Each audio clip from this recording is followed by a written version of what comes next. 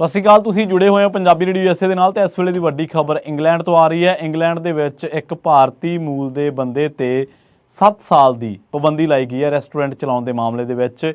ਇਹ ਪਾਬੰਦੀ ਤਾਂ ਲਾਈ ਗਈ ਹੈ ਕਿਉਂਕਿ ਉਸ ਨੇ ਆਪਣੇ ਰੈਸਟੋਰੈਂਟ ਤੇ 3 ਗੈਰ ਕਾਨੂੰਨੀ ਪ੍ਰਵਾਸੀਆਂ ਨੂੰ ਕੰਮ ਤੇ ਰੱਖਿਆ ਹੋਇਆ ਸੀ, ਜਿਹੜਾ ਕਿ ਇਮੀਗ੍ਰੇਸ਼ਨ ਦੇ ਨੀਤੀਆਂ ਦੇ ਮੁਤਾਬਕ ਉਸ ਕਾਨੂੰਨ ਦੀ ਵਾਇਲੇਸ਼ਨ ਹੈ। ਜਿਹੜਾ ਕਾਨੂੰਨ ਇਹਨਾਂ ਚੀਜ਼ਾਂ ਤੇ ਉੱਤੇ ਪਾਬੰਦੀ ਕਰਦਾ, ਜਿਹੜਾ ਕਾਨੂੰਨ ਇਹਨਾਂ ਚੀਜ਼ਾਂ ਨੂੰ ਰੋਕਦਾ। पूरा मामला की है जानते हैं इस पूरी रिपोर्ट दे विच खबर दे विच। असल दे विच पूर्वी इंग्लैंड के भारतीय मूल के व्यक्ति ने हर्टफोर्ड शहर दे विच अपने रैसटोरेंट दे विच 3 बंगलादेशी प्रवासियों को काम ते रखिया होया सी, जिस करके हुण उहते ते 7 साल की पाबंदी लाई गई है। हुण वो 7 साल रैसटोरेंट का जिहड़ा काम आ वो नहीं कर सकेगा। इकबाल हुसैन जिहदी उम्र 51 साल है, उहनूं हर्टफोर्ड शहर के स्टैनस्टेड एबटस इलाके दे विच स्थित टेस्ट ऑफ राज दे विच काम ते उन्हें रखिया होया सीगा। 2020 दे विच जदों इमीग्रेशन इनफोर्समेंट अधिकारियों ने रेस्टोरेंट ते छापा मारिया तो यह खुलासा होया कि यह कर्मचारी गैर कानूनी बंगलादेशी ने। ब्रिटेन की लिक्विडेशन सर्विस ने यह गल कही है कि जांच तो बाद हुसैन नूं 2031 तक कारोबार चलाउण ते पाबंदी ला दी गई। यानी कि इकबाल हुसैन जिहदी उम्र 51 साल है तो उन्हें टेस्ट ऑफ राज दे विच जिहड़ा कि उहदा रेस्टोरेंट का नाम है उहदे विच 3 गैर कानूनी बंगलादेशी प्रवासियों को रखिया होया सी काम ते उस मामले दे विच हुण 2031 तक वो यह कारोबार जिहड़ा नहीं चला सकेगा, उस ते पाबंदी ला दी है। दस्सिया गया कि इकबाल हुसैन जून 2014 तो टेंडर लव लिमिटेड कंपनी के नां हेठ कारोबार कर रहा सीगा ते रेस्टोरेंट का वो इकलौता डायरैक्टर सीगा।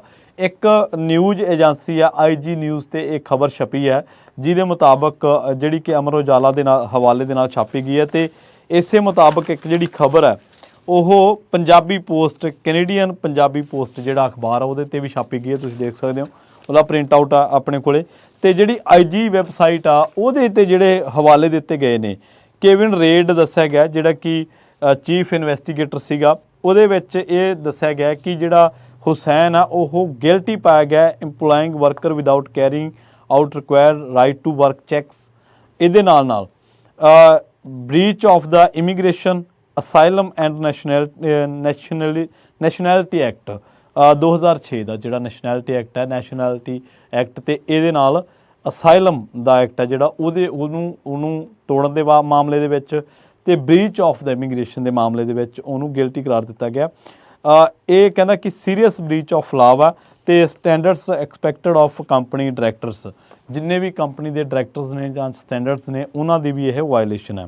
उस तो बाद उन्होंने दस्सिया कि वर्कर जिहड़ा क्लेम आ उहदे उस मामले दे विच कहा गया कि वर्कर जिहड़े ने उन्होंने ऑफिशियल्स नूं दस्सिया कि उन्होंने हायर किया गया सीगा 4 दिनों के काम वास्ते ते उस तो बाद 2 महीनों लई उन्होंने काम ते रखा गया। तो फिर जिहड़े ने वो तकरीबन इन्हां दी उम्र जिहड़ी दस्सी गई है वो 40 साल इन्हां वर्करां दी दस्सी गई है, 40 साल की। ते नाल ही उन्होंने कहा कि यह जिहड़े राइट टू वर्क चैक है जिहड़ा उहदी उस मामले दे विच भी इन्हां तो उलंघना हुई है। उस मामले दे विच भी इन्हां ने जिहड़े लीगल जो प्रोसैस सीगा उहनूं फॉलो नहीं किया। वो कहने कि हुसैन ने तो यह भी गल इग्नोर करती कि रिक्वायर्ड डॉक्यूमेंट्स जिहड़े ने वो इन्हां कोले वर्करां कोले हैगे ने जिहड़े कि इन्हां नूं ਇਹ ਅਲਾउ कर सकन कि UK ਦੇ ਵਿੱਚ ਕੰਮ ਕਰ ਸਕਦੇ ਜਾਂ ਨਹੀਂ ਕਰ ਸਕਦੇ।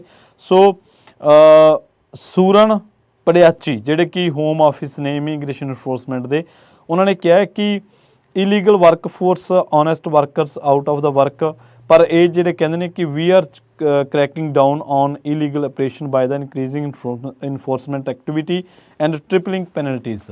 उन्होंने होर भी कई कानूनों के हवाले दिते जिन्हों की वायलेशन का दोषी इकबाल हुसैन नूं पाया गया तो हुण ये 7 साल तक आउंदे 7 सालों तक ये रेस्टोरेंट का कारोबार नहीं कर सकूगा। 2031 तक ये कारोबार नहीं कर सकूगा। दोष ये लगे ने कि बंगलादेशी 3 गैर कानूनी प्रवासियों को बंगलादेश तो जिन्हों का तालुकात आ उन्होंने काम ते रखण दे करके ये सारा कुछ होया। तो वायलेशन जिहड़ी है उहदे बारे वर्कर्स क्लेम जिहड़ा उहदे बारे ते स्ट्रिक्ट जिहड़े ने इलीगल एक्टिविटीज़ के मामले दे विच सख्त जिहड़े एक्शन ने इहदे खिलाफ हुण लए गए ने। बहुत बहुत धन्नवाद। जल्द मिलांगे एक होर नवीं रिपोर्ट।